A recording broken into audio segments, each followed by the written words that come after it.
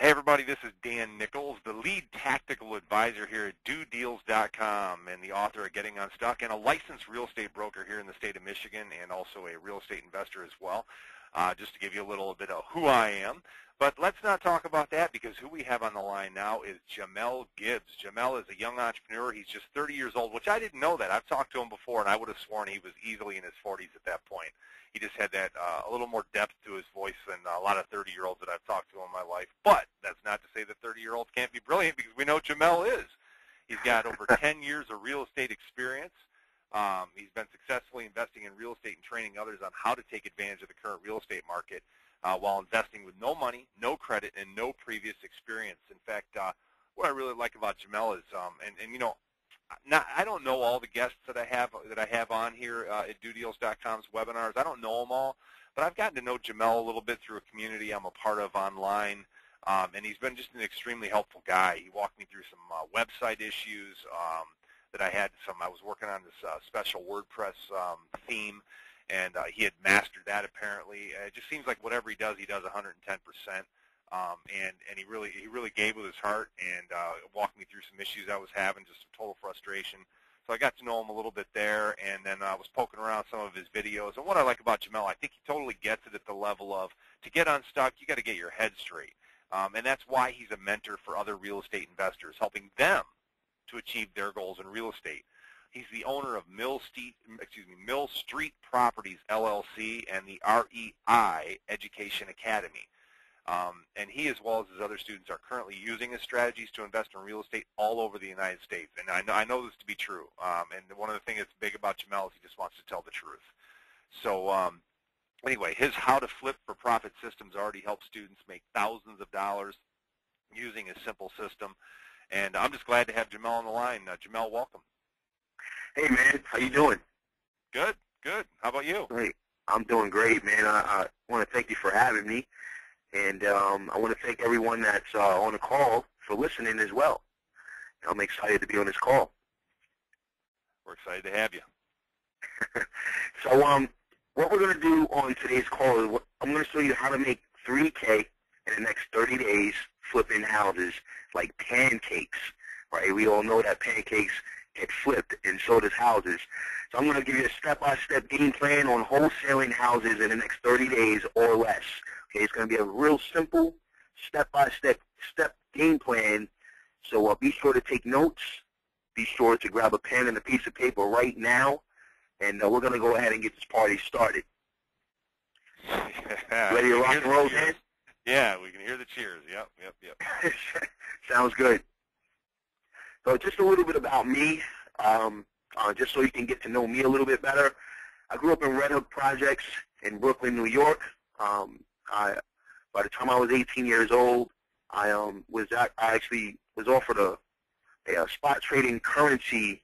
I was actually offered a position as a spot currency trader on Wall Street. I used to spot trade currencies internationally in New Zealand, Australia, Norway, England, even the United States. Although I have to say the United States was a little rough because they were hammered with phone calls from brokers at the time. But I was 18, 19 years old at the time. Up until September 11th is when I actually used to spot trade these currencies. And, you know, again, I grew up in the projects.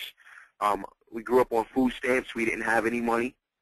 We didn't know what it was to actually make a lot of money. And personally, I wanted to change that. And this is something that I've always had. You know, I always had that drive. And I ended up changing that by trying to go down to Wall Street. After September 11th came about, I ended up jumping into the real estate business right around late 2001, early 2002.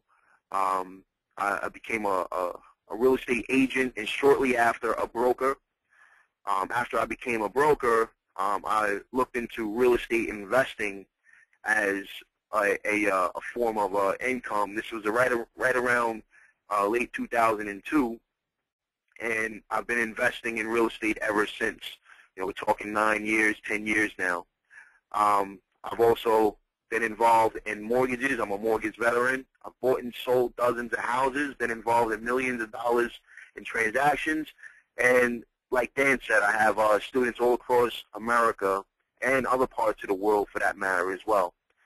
So that's just a little bit about me. I want to cut the fluff to a minimum because I have a lot of stuff that we're actually going to talk about on today's call. And I'm going to show you exactly how I would, if I were to jump into a new market, how I would go into that market and build a successful wholesale business from scratch and get my first deal in under 30 days. All right, so step number one, we're going to talk about identifying cash buyers. Now, I want you to understand that wholesaling is not what it used to be. Okay, wholesaling is not what it used to be, where you can actually go out, find a house, and everybody and their mother was buying that house. That's not the case anymore. All right, if you want to make money wholesaling in today's market, the very first thing you need to do is identify who your cash buyers are. So you need to find the cash buyers and basically give them what they want. I like to think of it as a school of fish. When you're going fishing, if you know the lake and you know where the fish are, all you have to do is go to where the fish are and drop the bait right in the middle. Guess what? Somebody's going to bite. If you don't know what you're doing, then what you're going to do is go to a different portion of the lake, and there's not going to be a lot of fish there. And when you drop that bait in, it's going to take a lot longer to actually get someone to bite on that bait. Okay, so when you think of real estate investing, you're thinking of it like you're fishing. Okay, what you want to do is go to where the buyers are, go to where the activity is taking place. All right, and then find out what these buyers want, and then give them the bait. Drop it right in the middle. Somebody's going to bite, and 9 times out of 10 is going to be multiple bites. This is how you sell houses a lot faster. All right, so the first... Jamel, man, funny story on that fishing thing, because I had the exact experience about 7-8 years ago. My wife and I went deep sea fishing, and we get out there. The guy takes a GPS. He takes us right out to a spot, and he said, drop your lines. Within 2 minutes, we were pulling up amberjack. I mean, as fast as you could possibly pull them up, because he knew right where to go. He knew right where to go. So that's a cool analogy. Anyway, man, go ahead. Keep moving. Yeah, man, I was just going to say, it's the same thing with real estate investing. There's pockets in your city, in your area, where all of the investors are buying houses. For instance, in my area, we're in the northeast section of the city. In the northeast section of the city is where all of the investment activity is taking place. There's spurts outside of the northeast section of my city, but for the most part, if you really want to move your houses a lot faster than everyone else, you need to be in the northeast section of the city. So the very first thing you want to do is identify where the cash buyers are. You can do this by contacting realtors, those companies. You can go to Facebook, bandit signs, newspaper ads, free classified sites, auctions, and REIA meetings. Okay, let's break down a little bit of this. We're probably not going to have enough time to go through everything, but we'll get through as much as we possibly can. Right, so the very first thing you want to do is build relationships with realtors who can offer you information on markets. Okay, so you want to identify where the cash buyers are. Here's what you need to do. Contact realtors. I would say contact at least 20 realtors in your area with the intent of doing business or building a relationship, two to three of them, okay? Now, once you actually contact these realtors, the very first thing that you need to get from these realtors are a list of properties that sold for cash within the past 90 days, okay?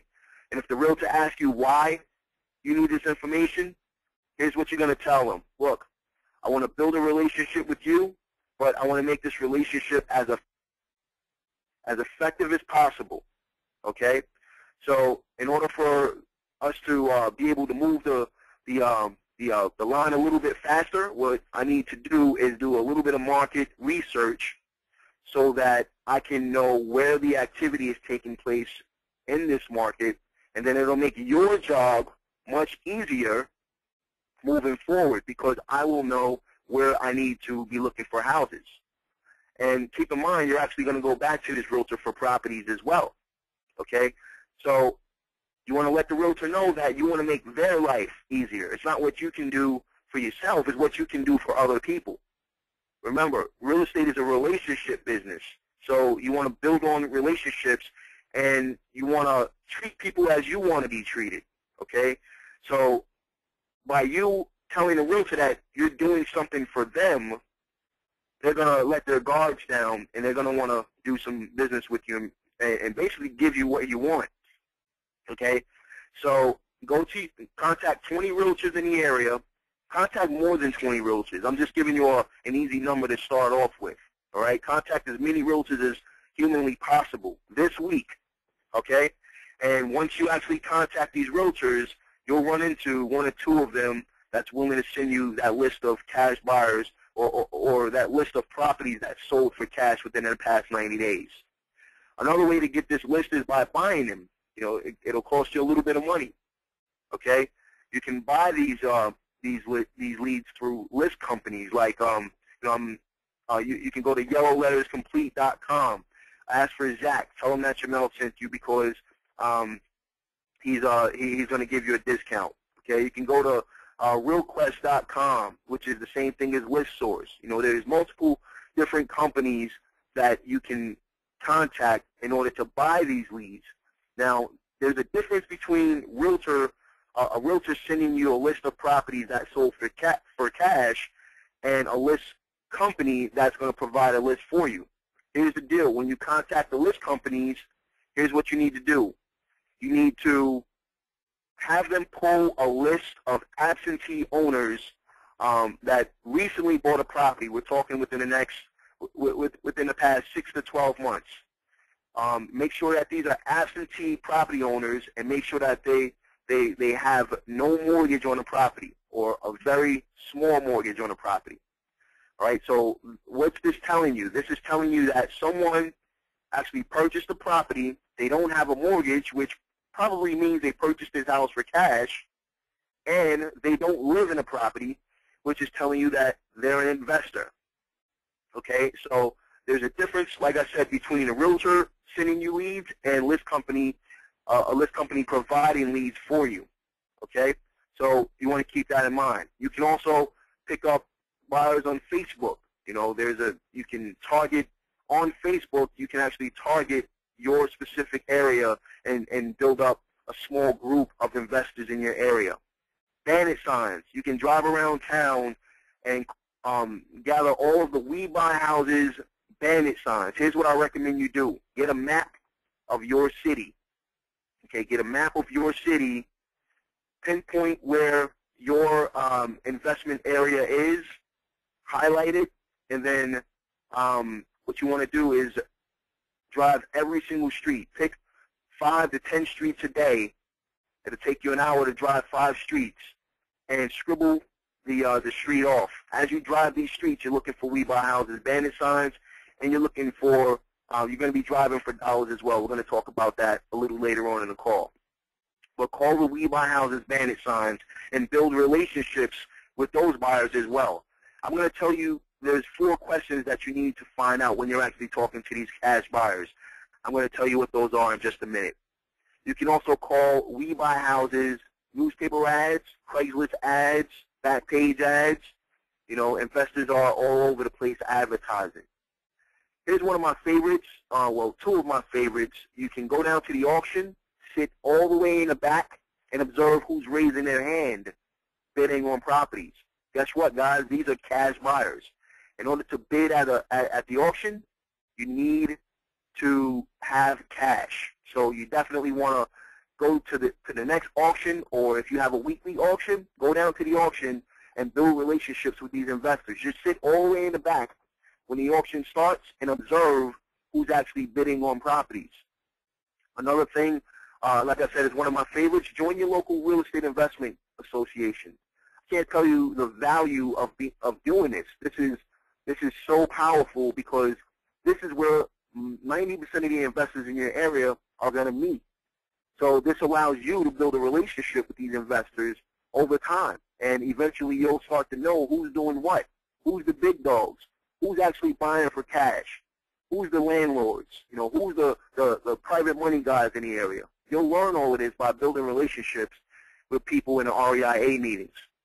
Now, when you actually meet these investors, whether it be through realtors, whether it be through list companies, you're actually going to send them a letter and have them join up for your buyers list through a squeeze page. When you're doing Facebook, banner signs, newspaper ads, and all these other forms of advertising, I want you to keep in mind that there's 4 questions. Even if you're finding these leads through realtors and list companies, there's 4 main questions once you've actually had contact with these buyers that you want to ask. Number 1, write these down. Write these down. Number 1, you want to find out where they're looking to invest. So what part of town are you currently investing in? All right, so what part of town are you currently investing in? That's number 1. Number 2, write this down. What type of house are you currently buying?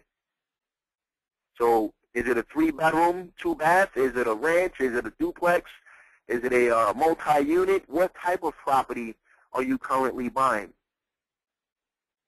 Number 3, what price range are you currently buying in? So are you spending $150,000 or are you spending $75,000? What are you comfortable? What price range are you comfortable investing in? And number 4, how fast can you close? How fast can you close? Write that down. Now let's talk about why you want to ask these questions. There's so much information that you can gather from these 4 questions, it's not even funny. Here's the first reason. Number 1, where do you want to invest? This is going to tell you exactly where you, as the wholesaler, need to be looking for properties. This is going to tell you exactly where you, as the wholesaler, will want to focus your attention. And this is going to tell you where all of the other investors in the area are currently buying houses. Remember when I said you want to be where the school of fish is? You want to be right in the middle of the fish. So you want to find out where these cash buyers are.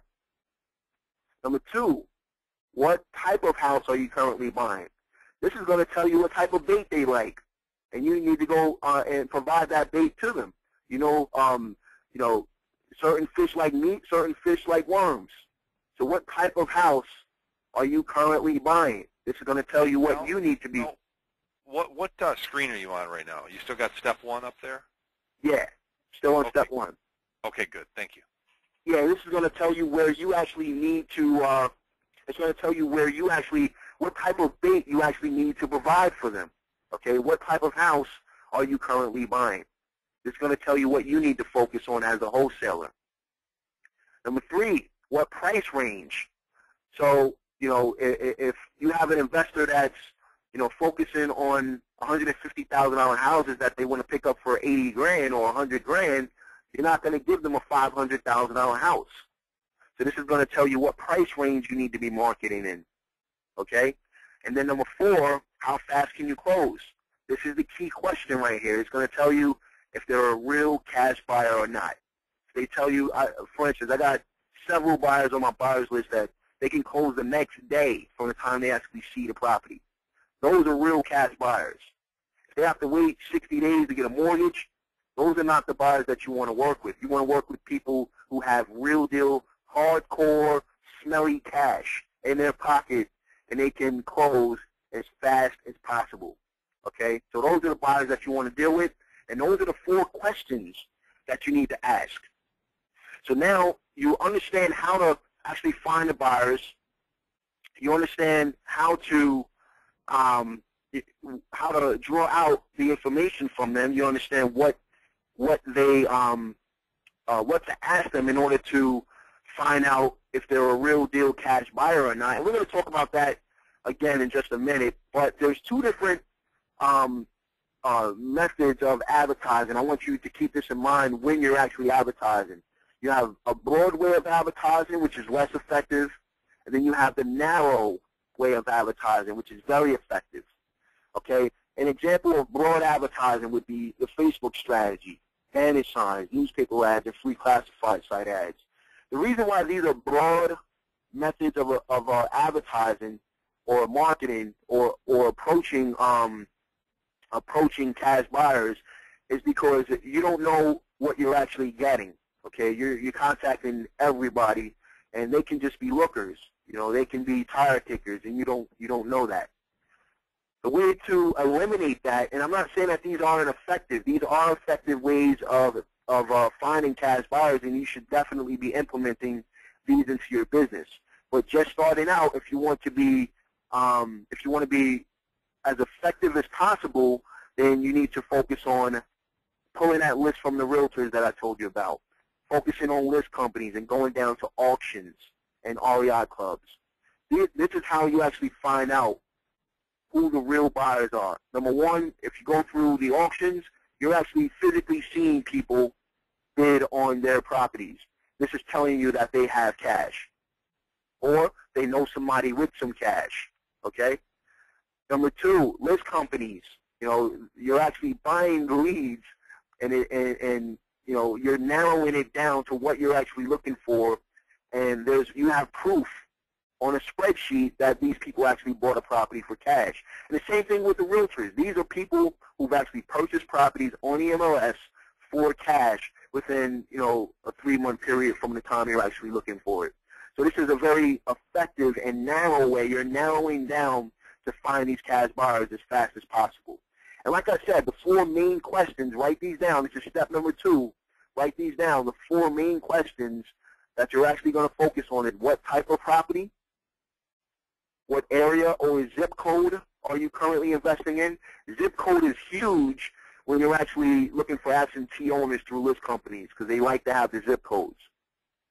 What price range are you currently investing in, and how fast you can close. So we've covered step number 1, find where the cash buyers are. Step number 2, ask them the 4, I call it the fantastic 4 questions that you want to find out. So now that you understand how to find the buyers and you understand what questions to ask them, the next thing you have to do is find what they want and give it to them. How do you do this? It's simple. You find properties. How do you find properties? Very easily. You can get free leads through realtors. You can use direct mail. Personally, I like yellow letters. I just sent out a batch last week, and I got a 30% response rate. I have to tell you, I get a consistent 30 to 50% response rate through my yellow letters, believe it or not. I can show you the proof. Banner signs, you can hang banner signs. Newspaper ads, I don't care what anybody says, newspaper ads will get your phone ringing. Free classified site ads, obviously you want to network through word of mouth and you want to drive for dollars. So let's talk about some free ways of actually doing this. To me, there's 2 different things that you want to keep in mind when it comes to motivated sellers. Either they're going to call you or you're going to call them. If you're calling them, it will cost you less money, but it will cost you more time. Okay? If you want them calling you, it's going to cost you less time, but you're going to spend a little bit more money. So keep that in mind. An example, direct mail. This is by far, and I'm sure you probably agree with me, Dan, this is by far the best way to get your phone ringing, direct mail. Preferably yellow letters. Here's what my yellow letter says. Write this down. All right, write this down. Hi, Mr. Jones, this is Jamel Gibbs. I'm a real estate investor in the area, and I'm contacting you because I would like to make you a cash offer, and the cash offer is in between dollar signs on your property located at 123 Main Street. Please contact me when you get this letter. That's it. Hi, Mr. Jones. My name is Jamel Gibbs. I'm a real estate investor in the area, and the reason I'm contacting you is because I would like to make you a cash offer on your property located at 123 Main Street. Please contact me when you get this letter. Thank you. And then I say, please call me. Thank you, Jamel Gibbs, and I put my website down at the bottom. Very, very effective letter. Straight to the point. It's handwritten,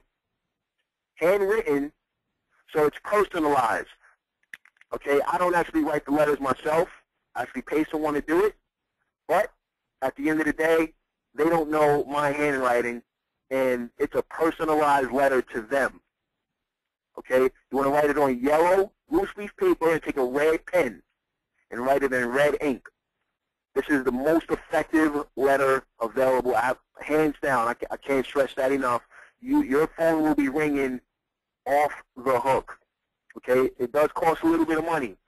Using this method, you have to either get the leads through your realtors. You have to drive for dollars. There's multiple ways that you can actually use these letters. Right. So what you need to do is set a small budget for yourself on a monthly basis. All right. I'm sure there's some habits that you might have right now. Maybe some of you are smokers. Maybe some of you eat out a lot. I don't know what your situation is.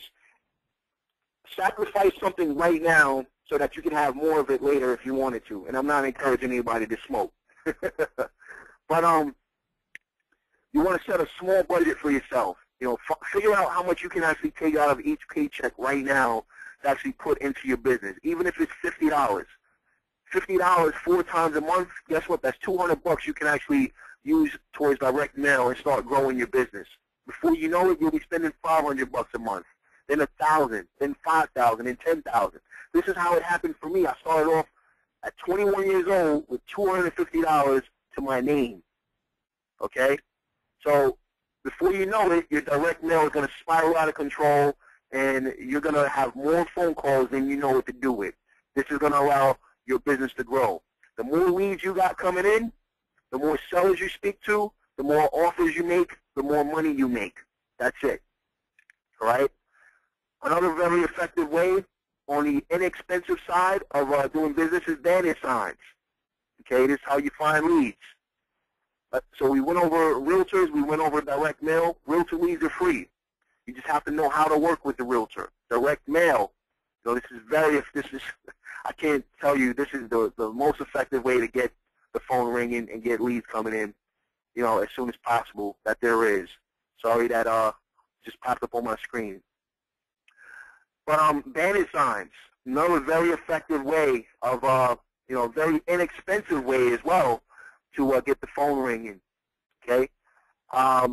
Here's what you're going to put: cash for houses, we buy houses, I buy your house, sell your house today, I want to buy your house today, cash offers in 24 hours.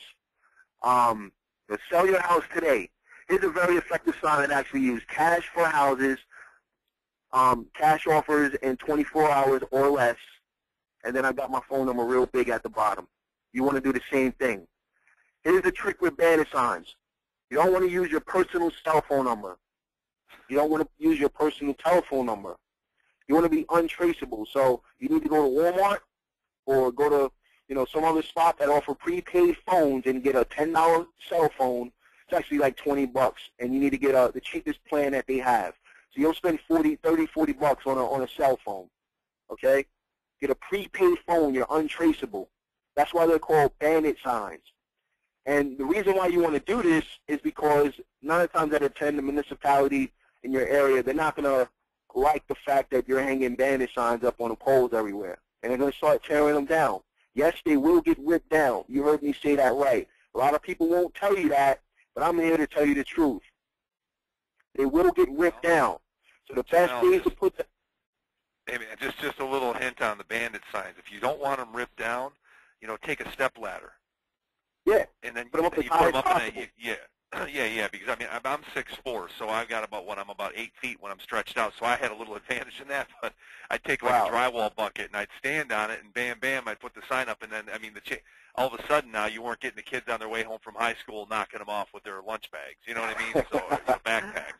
I had a problem with that. I'm only 5'10", man, so I had a problem with that, and actually, yeah, I had to get the step stool so that we could put them up as high as possible. You know. Yeah. and Jamel, who do you use for your bandit signs? I forgot who I ordered them from, like banditsigns.com or something like that, or. Yeah, I go to banditsigns.com. They actually have a a pretty good deal. I buy the 12 by 18 signs, and they're 89 cents a piece. Yeah, yeah, So amazing. you're not going to get that anywhere else. I'm going to, I recommend all my students there as well. BanditSigns.com. Yeah, and don't try to do them yourself, people. Man, I tried Oh, that. no. It costs Not at so all. money. It's ridiculous. Oh, absolutely. Here's what I do. I actually pay someone $1 per sign to actually hang them up. But I buy the signs. I buy blank yellow Bandit signs from BanditSigns.com.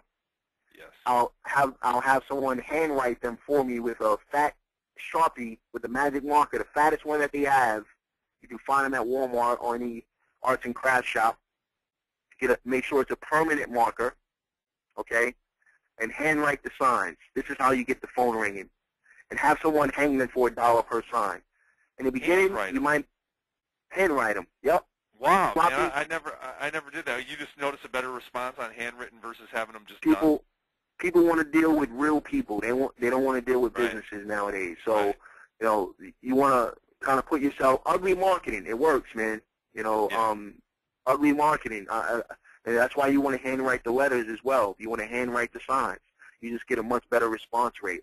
How many, think about this for a second. You're actually looking at if someone actually had a car for sale, all right, or someone actually bought cars, that's probably a bad example. Let's think of I think it's a good example. A garage sale. You're right. Yeah, you're right. If I saw some perfect little professional sign, versus a handwritten, I would not call it a professional sign. Exactly. Think of a garage sale. Somebody's selling stuff at a garage. They handwrite everything and put them on a pole. But if you saw someone with a perfect sign, you'll think it was some kind of scam or something. You know what I mean? Yep. So, it's the same thing. These are all bandit signs. The only difference is the municipalities, they crack down hard on real estate investors more so than anybody else. So you want to make sure you have a prepaid number. And in the beginning, you will hang these signs yourself. I would do it after 6 o'clock at night on like a Friday night. And, yes, they will be ripped down come Monday and Tuesday. Okay? So you're going to have to do it all over again. But I promise you, and I shouldn't make any promises, but I'm telling you, your phone is going to ring. Okay? Newspaper ads is another very effective way. Here's an ad that I run. Fast cash for houses, any location, any condition, any situation. Cash offers in 24 hours or less. Call now, and then I give them my telephone number. Newspaper ads. Run it as much as you possibly can. I like to run yearly ads. So every single day, my ad is running in every newspaper in my area. Okay? Now, when you actually have a house for sale, that's a different story. You want to blitz your buyers. You want to make sure that, I call it the buyer blitz. When you're actually selling your property, you're advertising them, hitting your buyers list, you're sending them voice broadcasts, you're sending them text messages, you're hitting them on banner signs and newspaper ads. You do, I call it the buyer blitz. That's a strategy to actually use. It's sort of like I'm launching a property almost. I know you guys know what a launch is nowadays, but for the most part, it's sort of like you're just heavy-hitting promotion on that property, okay? So newspaper ads, right, is very effective. Free classified ads, same type of ad you run in a newspaper, the same type of ad you want to put in the on the Craigslist and Backpage.com, okay? Except you're going to add your web address as well. In fact, you can actually add your web address in the newspaper as well, so keep that in mind. Word of mouth, networking with other real estate investors and, bird dogging, creating bird dogs in the area. When you're actually out looking for properties, driving for dollars, which we're actually about to talk about, when you're driving for dollars, you want to see if the neighbor is outside. Start networking with them. On the back of my business card, when I give it to them, it says $500 paid to you for information leading to the purchase of a property. Real big on the back of my business card. $500 paid to you for information leading to the purchase of a property. And when you see the neighbor sitting next door, you point that out to them. Say, hey, if you see any properties that look like this one or that need some work, or you know anybody who may be interested in selling their property and they need cash as fast as possible, contact me. I'll give you $500 when I close on the property. Make sure they understand that. They don't get paid until you actually close on a property, because you actually receive your funds and then you give them their portion. So when I close on a property, I'll pay you. And it doesn't necessarily have to be $500. Some people I split 50-50. Some people I'll give them $1,000. Some, you work that out, whatever you're comfortable with. But $500, people are usually happy with that. Okay? This is how you create an army of bird dogs. Okay? And you'll have more leads coming in. Let's say you create 50 bird dogs or 20 bird dogs, and they each find you one property a week. That's 20 leads that you actually don't have to pay for up front in order to find more properties. You may have to train them a little bit, but it's well worth your time. Driving for dollars. This goes back to what I was talking about as far as getting the map and driving streets. Here's what you're looking for.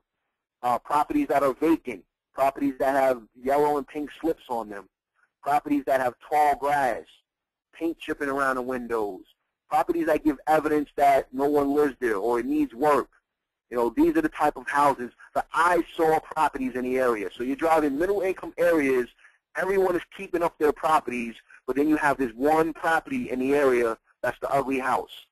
That's the type of property that you're actually looking for. Here's what you do when you receive those leads.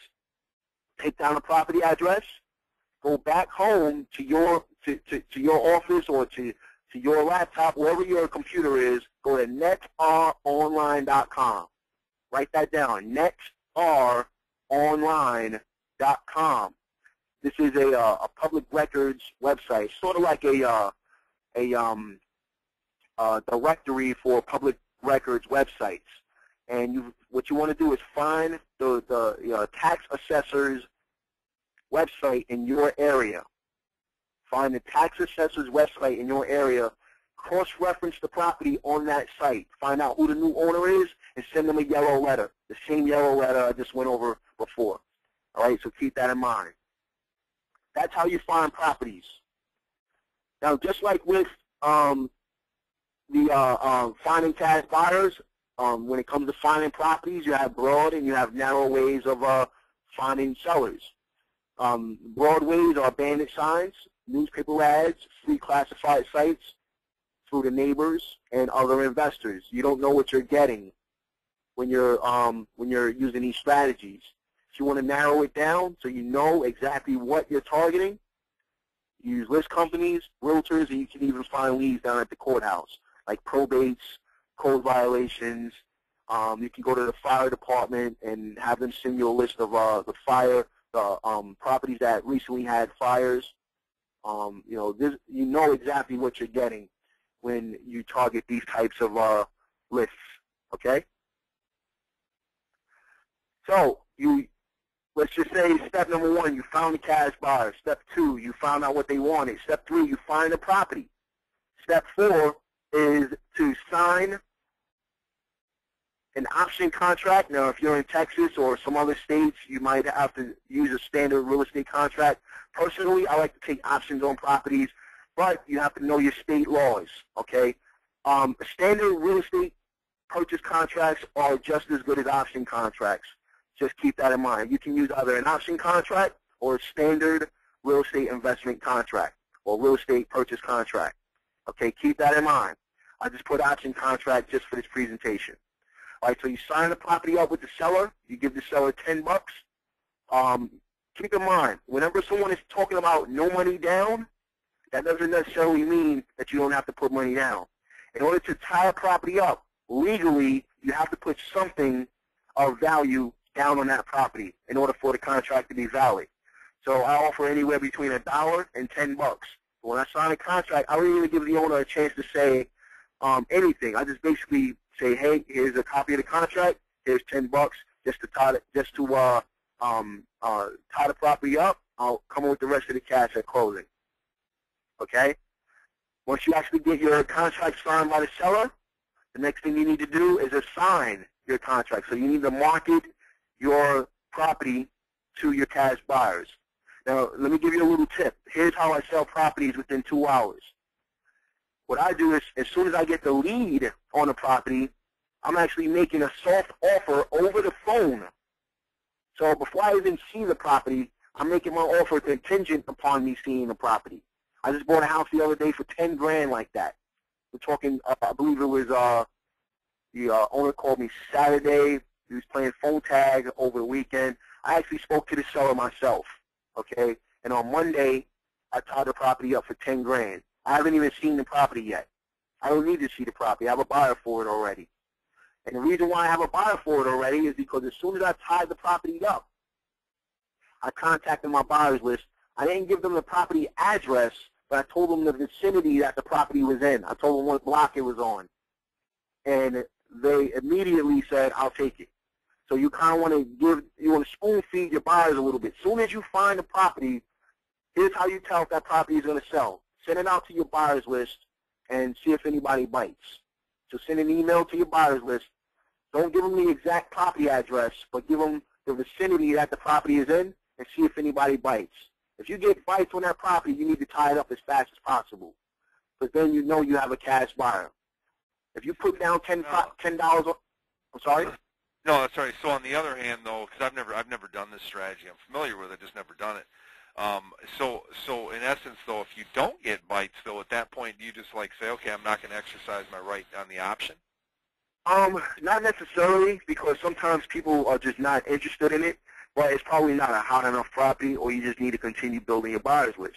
You know, if you're brand new in the business, I wouldn't recommend spending any money on advertising until you know that you can actually make some money, because you'll waste a lot of money. You know, what I would do is, you know, figure out how much it costs to run a cheap newspaper ad for like the busiest day, like a Sunday. It might cost you like $50. It might be worth it to see if the phone is going to ring. You know what I mean? Well, no. Well, what I'm saying though is that, like, with this option contract, obviously it's an option. It means you can choose to exercise the option or not. So exactly. if you go ahead and you ping your buyers list, you know, trying to see if there's any fish that are biting, and nobody bites, you just say, "Oh man, I don't know, maybe I got the wrong place, the wrong thing." Yeah, exactly. I mean, you're not going to sell, and this is something I want you guys to keep in mind. You need a lot of leads, a lot of offers in order to make a lot of deals. But like anything else, every deal is not going to sell. All right? And this is how you hone your skills as an investor. This is how you know where to stay, where not to stay, what type of property to buy, what type of property to buy. You know, if you don't have to exercise your option. You don't actually have to close on a deal. It's going to say it right. It should say it right in the contract. The only thing you're risking is $10. The seller can keep the $10. You understand? But you're not going to close every deal. The deals you do close, you will make a killing on. Okay? But when you're actually moving these properties, here's what you need to do. You need to assign the contract to your buyer. Very simple. Okay? You assign the contract to your buyer. Okay? When you assign a contract, by the way, keep in mind, you know, you can record these contracts down at the courthouse if you wanted to. Personally, I've never done it. I've never recorded the contract. I don't feel the need to. Okay? But you want to give a copy of the contract, the original contract, to your cash buyer, and you want to collect at least $500 to $1,000 from them. If I put down, for instance, if I put down $500 on a property, I'm always collecting double from my buyer. So if they back out of the deal, I don't lose out and actually make $500. If you put down $10 on a property, still collect $500 to $1,000 from your buyer. Okay? And this is actually some of your profit up front. So keep that in mind. So again, like I mentioned, the buyer blitz. You want to sell the property. Okay? So you have to find a buyer so that you can assign the contract to them. Here's what you can do. Number one, send an email to your buyers list. Number two, send a text message blast to your buyers list. You can go to easytexting.com in order to do this. Buyers list, if you want to send out an email, you can use services like Aweber or iContact. Number three, voice broadcast. Now, there's a service that actually provides text blast and voice broadcast. It's called VoiceShot. You can go to voiceshot.com in order to do this. So, number one, you want to make sure the very first thing you do, send an email to your buyers list. Then immediately send a text message to them. Then immediately send them a voice broadcast. Say, hey, I got this house for sale.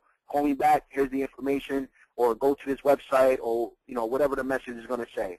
It's going to a voice broadcast is going to allow you to send them one message to all of your buyers at one time, just like an email.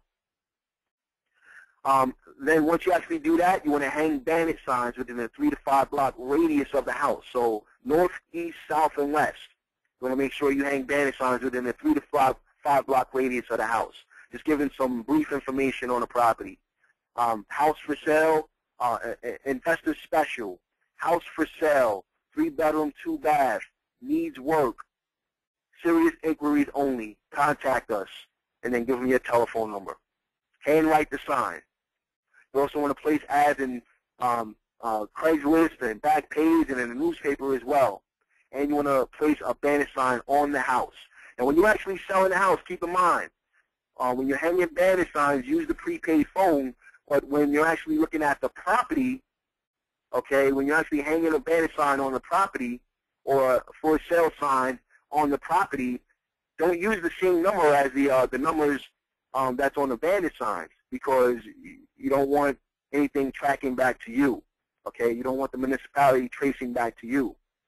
So typically what I would do is hang a for sale sign and a we buy houses sign on the property, and I'll basically give them a different telephone number. Okay, so that's how you sell properties. Very effective ways. You want to talk about how to automate it, Dan? Yeah, yeah. All right, man. Yeah, I'm just thinking in my head, like, I mean, when I'm envisioning all this, I mean, do you feel like this is in a large part, these are more urban properties that you're marketing in this capacity? I mean, like, if you go out and you hang a bandit sign in, let's say, upscale mid-America or something like that, I mean, you're going to have problems. Yeah, you're not right? looking at upscale properties. You're looking at middle-income properties or less. This is typically where this is typically where the investors play ball anyway. If you're wholesaling luxury houses, you go about it a whole different way. But we're just focusing on middle-income areas with houses that actually sell, houses that investors are buying. It's pretty much the same throughout the country. So what you want to do is pick a middle-income area or find out where the investment activity is taking place, and you want to target that area. Typically, it's going to be a middle-income or a lower middle-income area, okay? Yeah, I mean, that's what because I'm thinking to myself, even middle-income, I'm thinking right now, like, man, if I hung some of these up in middle-income neighborhoods, I'd probably have the police at my door. I'd have the police at my door, man. Like, I'd have the first guy ever to get a fine for littering or something like that, you know? Yeah, and this is why they're called bandit signs. This is why you actually want to, you don't want to put your actual telephone number on there. You want to have an untraceable cell phone number, basically. Okay, so, you know, we're talking about lower middle income areas. Wherever the investors are playing ball, that's where you want to be. Okay? Yeah, do you ever use the 800 services? Like I did years ago when I was using the bandit sign strategy, I was hanging the signs, and it was like 877 pay cash or something like that. And they answered the phones, they did everything, and it was out of Canada, so it was kind of cool. It was the likelihood of them getting, you know, subpoenaed or something for, you know, who I was or whatever. Oh, you know. I actually started my own company like that, to be honest with you. I have my own. I use that for my direct mail and other forms of advertising, but not on my bandit signs. And yes, I do have people that actually answer the phone. But you know, we're actually focusing on the beginning investor. You know, someone who may not have the capital to do that right now. That can be fairly expensive. So I wouldn't recommend doing that until you actually start getting some deals coming in on a consistent basis. Yeah, it was like basis. I think it was like $40 a month at the time. I was just kind of starting out, but it was it was definitely an expense. You know, it all adds up. We didn't have Craigslist at the time, so. Yeah, man. So this is exactly what I'm going to talk about right now. We're going to talk about automation for productivity. And there's 4 main reasons to automate, Dan. You know, number 1, it decreases your workload. Number 2, it becomes a hands-off business for you. 3, increases your profits. And 4, your business can basically run itself. And here's basically how I do it. I have incoming leads. So once I have incoming leads, they're either going to a receptionist or an answering service, like you just mentioned. They're also going to my seller lead capture webpage, or they're going to a 24-hour recorded message. These are my 3 favorites of handling incoming leads. The website does all the work for me. And this is actually a picture of my actual website, by the way. The receptionist answers the calls, or I'll have someone local who can actually call the seller back if I do a 24-hour recorded message, right? So I call this person my acquisitions manager, or you can, as you get larger, you'll have an acquisitions team. And what they do is they speak to the motivated sellers. They view the properties, they take photos, they negotiate the deal, they get contracts signed, they pass the deals on to the sales team. All right, so you'll have one set person that will actually do this for you. Then your sales team can actually be your realtor, or it can be someone that you actually hire. It can even be you. What the sales team is going to do, or the sales manager, they're going to put the lockbox on the property. They're going to market the property, contact the buyers list. They're going to find new buyers, show the property, and sell the property ultimately. All right, and then finally, they're going to pass everything on to either your attorney or your closing team. Personally, I like to use something called a virtual closing coordinator. We'll talk about that in just a minute. What they're going to do is handle it. Let me just interject. The stuff that Jamel's shared up to now is just totally awesome, everybody, because he hasn't held anything back. I mean, he's giving you the exact strategies that he uses, including the yellow cards, where to get the signs from. And those of you, as Tim and I often laugh about, that keep thinking that there's something that he's not telling you or that the guru's not giving up, are wrong. You're wrong, because here's the deal. He's giving you exactly what it takes to make this happen. This is the shortcut. If there is such a shortcut, this is it. You're going to the guru. Going to the guru. That's the shortcut, because he's giving you the information. So far, because I know, because I've done this. I've done the things that Jamel is talking about. Not all of them, but some of them. And he hasn't told you anything that isn't true. Like, you got to do these things. These are the things you do. You go get the signs. You put an ad on Craigslist. You develop a buyer's list. All that stuff. Here's your shortcut. Here's your boots on the ground, tactical stuff to get out there and make this all happen. And what I love about Jamel is, again, I already shared it a minute ago, he's not holding anything back. I mean, I so appreciate this. And here's another thing, too. As an entrepreneur, a lot of times your role is selling the dream. And if you're currently intimidated by him talking about developing a team, then you need to get through that. You need to move through that and find out why you feel that way, okay? Because here's the deal. A lot of people will come to your side if you can sell the dream to them too. So maybe you don't have cash, and when you're first starting out, you probably don't. I know I didn't when I was starting out. So you probably don't have cash to start to build all these teams. I don't know how many times I've talked to investors like, oh yeah, you got to have this and you got to have this. What if you don't have any dough to have it? You know what I mean? Sometimes you don't have the money to do all that. But if you can sell the dream to somebody to go hang that lockbox for you, and you tell them, hey, when this thing's all done, I'm going to give you 10% of the cut, and that same person is maybe writing out the signs and hanging the signs, and you tell them that you'll give them a piece of the action when it sells, you can start to develop your team. You can start to create your team on the same dream that you're fueled by. All right, man. Sorry, Jamel. No, that was great, man. Like you said, man, I don't hold anything back. I'm just upfront and honest. This is what I do in my business. This is exactly what I teach my coaching students as well. Except we go into a little bit more detail because they have more time on the phone with me. And, there's no way that we can actually cover everything within an hour on the phone. But this is exactly what I do. This is what you need to do if you want to make money as well. It's a business. You can't treat it as a hobby. If you treat it as a hobby, you're going to make hobby money. If you treat it as a business, you'll be rolling in dough. Believe that, okay? So, I pass everything on once I actually sell a property, or once my manager actually sells the property, they pass it on to my title company. I like to use a virtual closing coordinator. And what they do is handle title. They structure the closing. They make sure that the closing is running smoothly, and ultimately, they send me a check in the mail. That's it. So here's a 5-step wholesale jumpstart checklist. Write these down. Number 1, identify cash buyers in your area or in any area you're looking to invest in. Identify cash buyers in your area or in any area you're looking to invest in. 2, find out what your buyers want.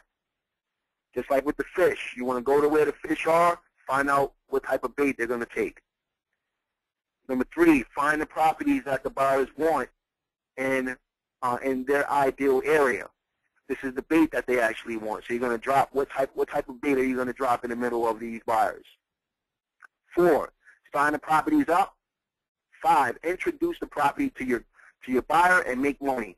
It's that simple. Hey, Uh-huh. Go ahead, Jim. I want to interject again on this thing. You know Jamel's done this, and here's why. Jamel's not talking about the one thing that newbie investors always talk about right away, which is finding the deals. I remember when I first started looking for real estate, in my head, I had it ingrained in my brain that the hardest thing in the world was to find the deal. Not true. Not true. Notice that Jamel did the opposite of what most new real estate investors will think about. He didn't go find a house first. He found a buyer first.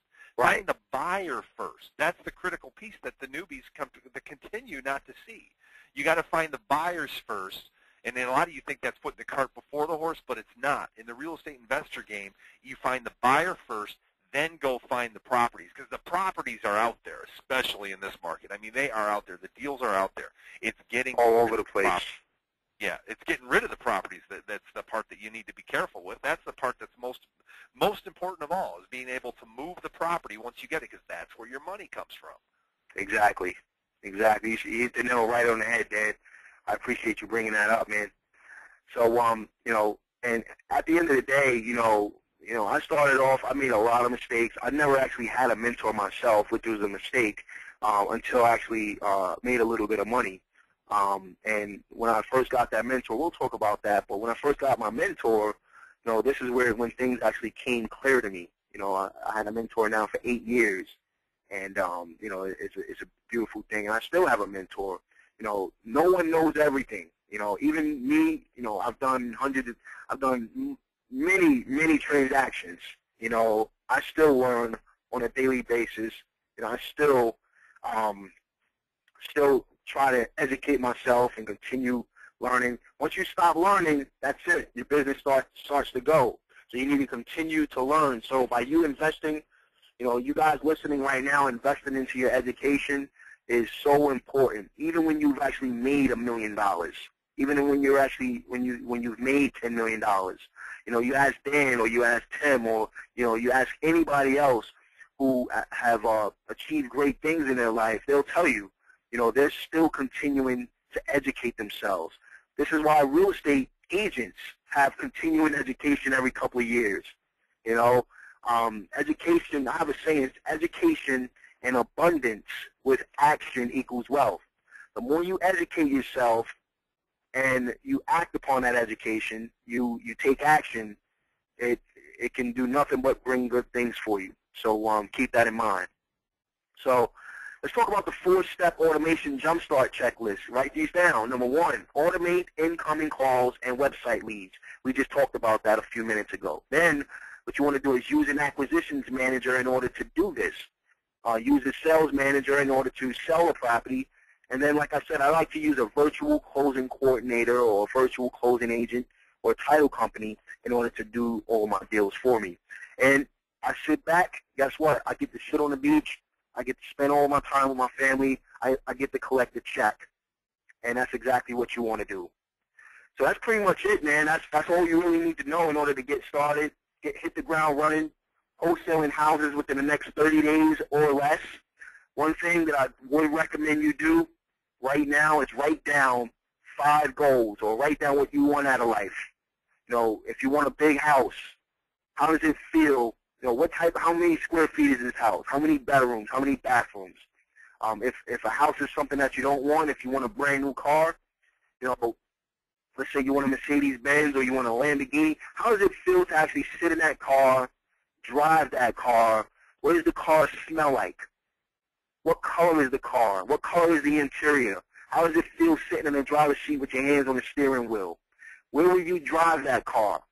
It has to be real to you. If you don't have set goals and things to look forward to in life, then guess what? You're not going to go anywhere because you don't know where you're going. So you need to get clear of what you want and why you want to be a real estate investor. Make it clear.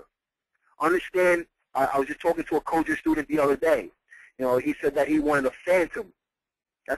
We're talking a $400,000 car. I said, how much is it going to cost for you to get that Phantom? $5,000 a month. You need to know how much you need to make in order to get what you want out of life. How much do you need as a down payment? Call up the Phantom dealership. Go test drive the car, even if you don't have the money. Just go test drive the car. Okay? Find out how much it costs as a down for a down payment for that car, whether it be 20 grand, 30 grand, 40 grand. Find out. And how much is it going to cost for you to own that car on a monthly basis? Or if you wanted to save up enough cash to buy it outright, how much do you need to buy it for cash? These are the details that you need to know. You know, where would you take that Phantom? Who would be in the passenger seat with you? You know, if a car is something that you don't want, what about taking vacations? You know, where would you go? Where have you always wanted to go in this world but haven't had a chance to do it? How much is it going to cost to go on that vacation? How much are your bills on a monthly basis right now? You know, let's say your bills are $5 grand right now. How many deals do you need in order to get your bills paid, or, you know, to be able to leave your job? You know, personally, I wouldn't recommend leaving your job unless you've made money consistently for at least 6 months. The same money consistently, you're able to pay your bills with this business consistently for 6 months. All right? So, you know, how much do you need on a monthly basis consistently in order to be able to leave your job and be comfortable from your own real estate investment business? How many deals do you need? You know, how much money do you need on a monthly basis? Write down your goals. Be specific. Be outrageous. Have some short-term goals and some long-term goals. Be outrageous with your long-term goals. Sky's the limit. Don't ever limit yourself. If I were to have limit myself coming out of the projects, you know, I get a little teary-eyed talking about the story sometimes, but if I would have limited myself coming out of the projects, I wouldn't be where I am right now. If I would have just listened to what my parents were telling me to just go to school, get a job, work for somebody else. That was the story. You know, my parents didn't have anything, you know. Now they can get anything they want from me because, you know, I kind of bent the rules a little bit, so to speak. Yeah, you know, I love the points you're bringing up, man. The whole thing about it, what I call hammering out the vision. It's like one thing to say, oh, I want a house. But, you know, one thing I know about the brain and the way the brain works, because this is kind of my area that I talk on, is that, you know, it's one thing if you take a missile and let's say you work for the government and you've got a missile that you want to send over to some unfortunate country, okay? You know, you can't just take the missile and just hit the fire button. It needs to know where to go. And the brain works the exact same way. Like people say, well, I want to lose weight. Well, the brain doesn't understand I want to lose weight. The brain understands I want to learn, I want to weigh 172 pounds. It understands that, but it does not understand I want to lose weight. So you have to be extremely specific with the brain. So what Jamel's sharing and hammering out your vision, getting all the details, that's really, and then they talk about the law of attraction. In this respect, this is how the law of attraction works, because you start to put the brain towards what it needs, what it's going towards. And it'll work on your behalf 24/7, you know, but you've got to put it to work, and you've got to give it meaningful information, not a wandering generality, meaningful, specific, exactly what you want. And Jamel is nailing it with what he's saying right now. Because it's so true. You know, it's so true, Dan. You know, you have to really vision. And I don't believe in just, you know, just visioning it. You have to say it to yourself every day. You know, it's not, if it's not real to you right now, you have to believe it. It's going to happen. You know, if you don't believe it, it's never going to happen. Yeah. If you don't believe it, nobody else is going to believe it. You know what I mean? I got another one I learned from a guy, I mean, just a couple of weeks ago. I thought it was brilliant. Is he says cut a check to the car dealership for that Phantom car. He said write a check for it, and then put that check up on your bulletin board or on top of your computer or wherever it is where you can see it every day. Exactly. Here's one thing that I do. I actually pull up every year. Uh-oh.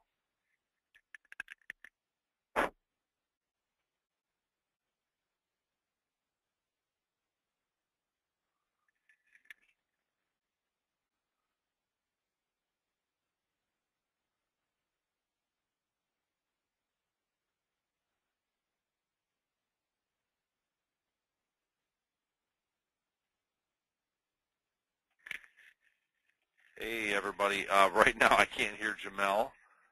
I'm sending him a message to let him know all of a sudden he dropped out. I know he said he was calling me on his cell phone because he felt he had better reception on that than he did his voice over IP, but hopefully he'll call right back in. Yeah, click send. All right, yeah, we got to get Jamel back on the line to wrap this up. But, yeah, he's totally nailing it. I mean, this is a guy that's been there, done that. And you know what? Here's the thing is a lot of people say, well, how come all you gurus always talk about goals? Or how come you guys always talk about this or that or the other thing? Well, it's because these guys know this has worked for them. They've seen it. So you've got to keep that in mind, that's why the gurus always talk about. People say, well, how come every time I go to a wedding they serve chicken and roast beef? It's because it works, because people will eat chicken and roast beef.